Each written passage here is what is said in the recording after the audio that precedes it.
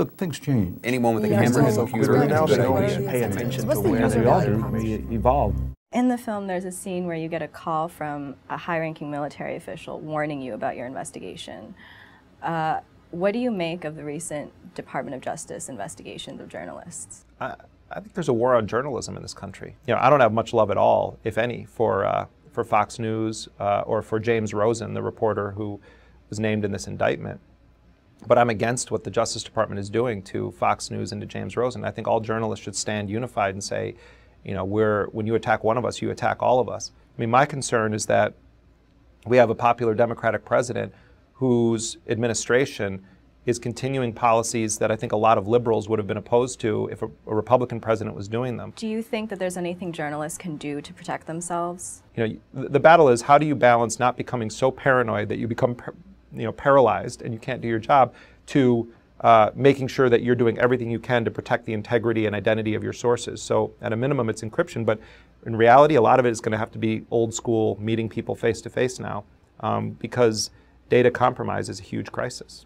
Given the state of the media industry, how do you think investigative journalism is going to sustain in the future? Well, however the funding mechanisms are that we develop for sustaining it, I mean, it has to survive. And I think that the key is going to be figuring out models that embrace the energy and innovation of young social media journalists and the sort of culture of Twitter, while merging it with old school fact-checking, muckraking, actually going out into the field and doing reporting. I mean, if we lose all of those things and our whole society just becomes a Ritalin-infested Twitter, culture, then that does a disservice to the role of journalism in a democratic society. You're pretty active on Twitter. Have you Love found Twitter. that it has helped you as a tool in your journalism? What's amazing to me is how you completely cut out the middleman or middlewoman of the journalism process, and you can follow great reporters who are in Syria or Turkey or Iran,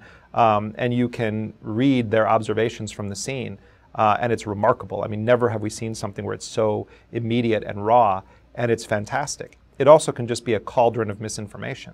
So, a lot of it is you're doing your own vetting of sources and figuring out who you trust and who you don't trust. I mean, lies or misinformation can spread so fast. Your work definitely doesn't shy away from taking a position. What would you say to people who criticize it as being too biased? I think that there's a myth of objectivity. I mean, there's no such thing as objective journalism. If someone wants to say that I'm biased in favor of civilians in Yemen and not wanting them to be killed in a drone strike, yeah, that's right. I'm biased in favor of them. I also think that as journalists, our default position should be to not trust what government officials are saying. To me, that's the responsible position, whether it's a Democrat or a Republican. When Bush was in power, I was getting praised by liberals left and right for my biased journalism about the Bush administration. Biased in favor of saying, I'm just not going to assume that they're telling the truth. Now Obama's in power, and it's like, I'm a terrorist sympathizer, I want Mitt Romney to be president. They change, not me. It's, are you transparent? Are you being honest? Is your sourcing good, and are your facts straight? That's what matters to me.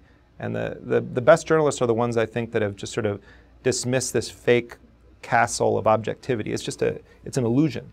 No one's an objective journalist.